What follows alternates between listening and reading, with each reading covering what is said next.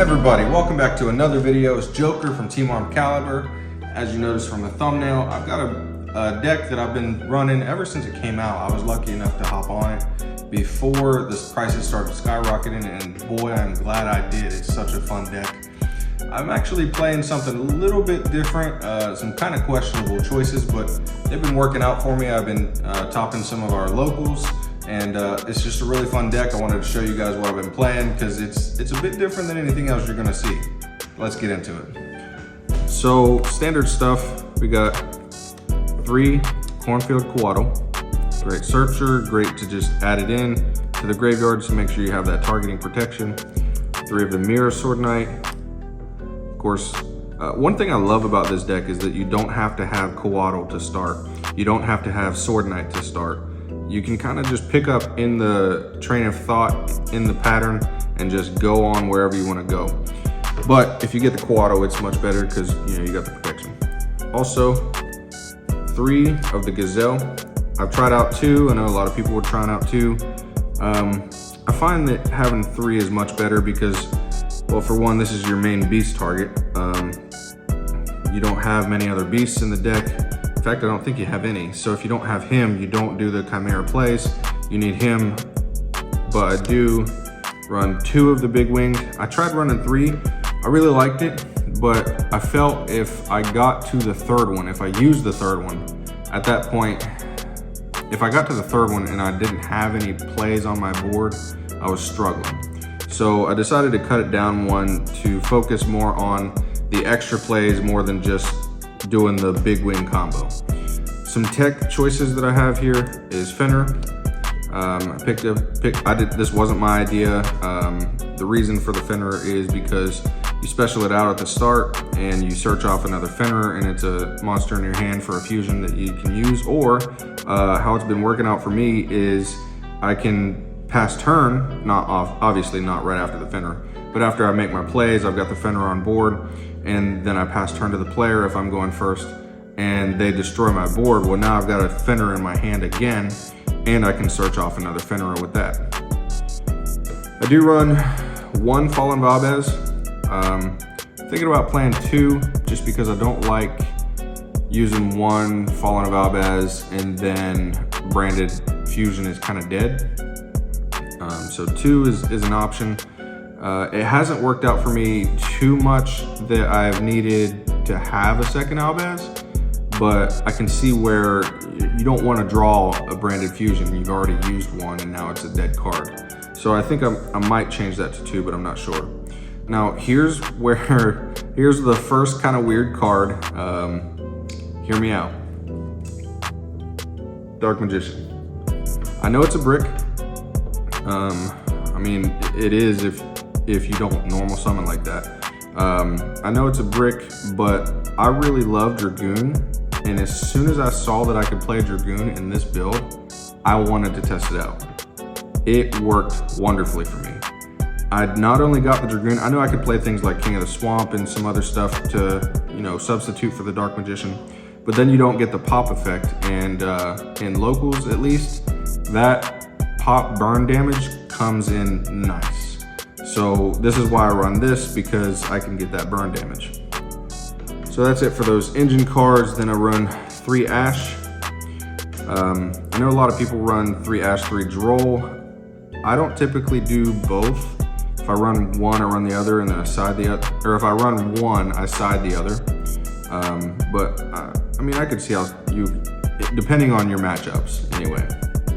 I do run 1 Veiler and 2 Mourner instead of 3 Veiler. I know there are a lot of uses for having Veiler, but I personally like Mourner because it's not only a negate, but it's also good for decks that like to link off and decks that like to Xyz summon, things like those, synchro summon, stuff like that.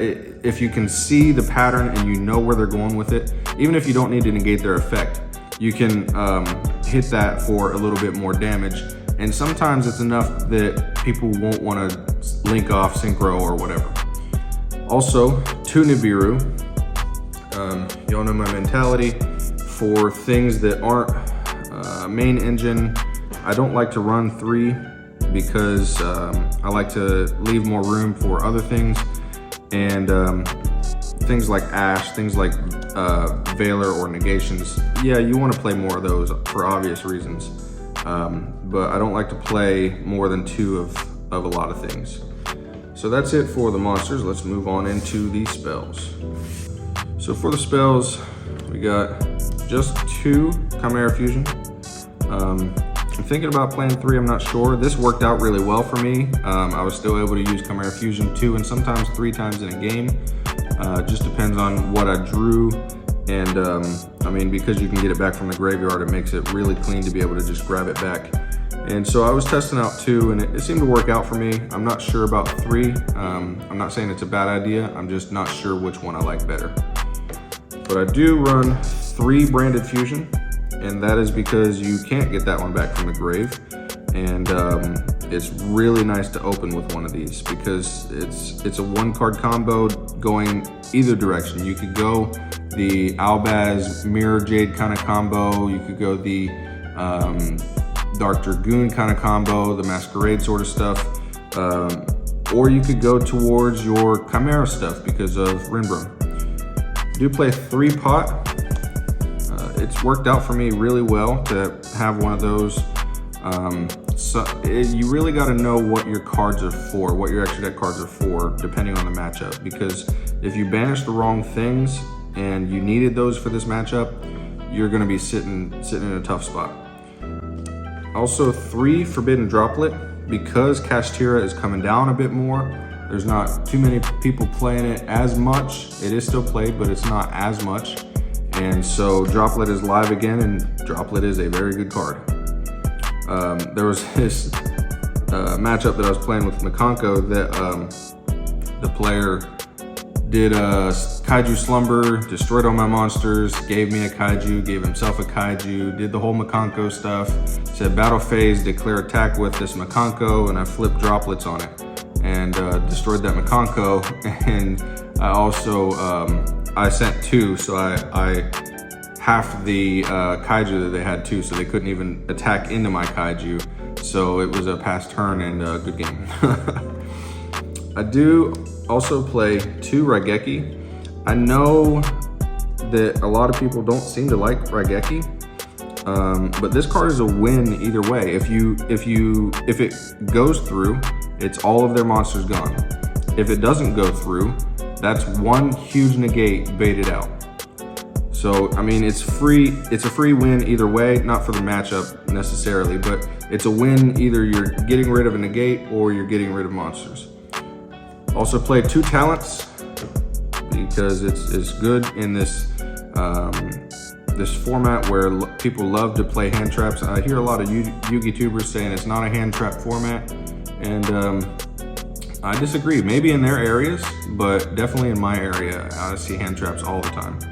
And this last card was just kind of a weird card that I thought, I wonder if that'll go well. And what's hilarious is I was actually in a match and I had this card in my hand and somebody said, oh, what about that card? And the person that I was playing against said, oh no, don't run that, it's not good. And I had this in my hand and I won that game.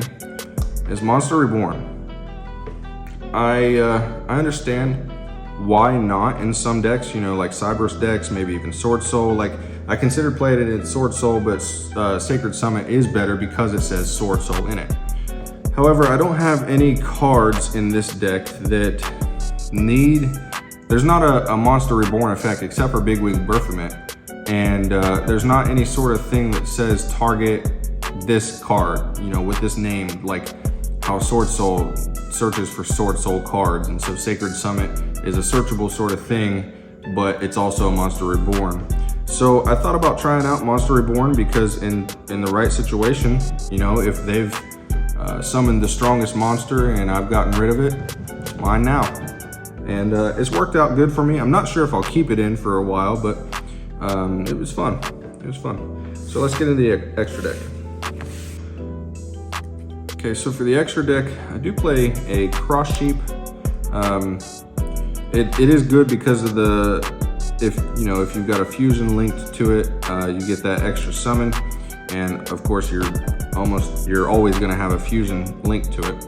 But I wanted some stuff with, some stuff that wasn't fusion, but was also kind of universal materials, just in case my opponent gave me something that I couldn't link off with, or that I couldn't fusion summon with, or you know, just kind of niche scenarios, like if I had just a kaiju on the board or some stuff, maybe I got double kaiju, I don't know, just some universal stuff. So Cross Sheep and also Appaloosa for the same reason, and it's also very good against certain decks. You know, they're going to come out with monster effects. Sword Soul, for instance, just put out an Appaloosa and you're probably going to be sitting pretty good. But other than those, you could do the access code. I've seen a lot of players, a lot of profiles do access code.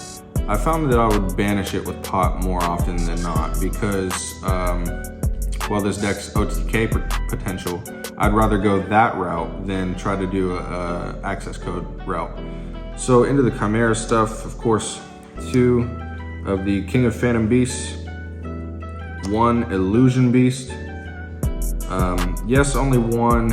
I could see a situation that you would want to, but typically you save this until you know you can go for the game. You get rid of their negates, and then you leave a monster on the board, and then you just pull this out. By the time you've hit that, you should be confident that you can just attack in for game. 2 Guardian Chimera. 3 would be cool, but I think in the same instance as playing 3 Baphomet, if you get to the 3rd one, it's probably a really grindy game, and you don't get into those too often. Typically it's over in a couple turns. You do play the 1 Rindrum, and that's in case you need to do the branded fusion into your Chimera stuff. That's like if you open just a branded fusion and none of your Chimera cards, you can go into the Rindrum, and then you've got the Rindrum, and you can move on with your Chimera plays. 1 Albion and 1 Lubellion. I see a lot of builds running 2 of these. Me personally, just because I was running the fun options, I didn't see room for them. 1 Mirror Jade, same thing. 1 Draco Stapelia and 1 Masquerade for time matches. I do actually run a Despia in the side, and if it's one of those time matches, then I side out the Dark Magician for that. And then of course the Dragoon, because it's so much fun to play. This is one of my favorite cards ever. And then something new from Duelist Nexus is this Magnum the Reliever is really good for you know, the fusion decks that run fusion cards, decks that run polymerizations. And it's really good because, you know, if you've done both your branded and your Chimera stuff, you've got at least 2 kinds of fusion cards in your graveyard, and you can probably get off both effects in 1 turn. So anyway, just wanted to show you guys this interesting, fun build. I know it's not the most popular sort of build, but it had a lot of room for strength, and I thought, what if I just put in some of these fun cards? And it's been working out for me.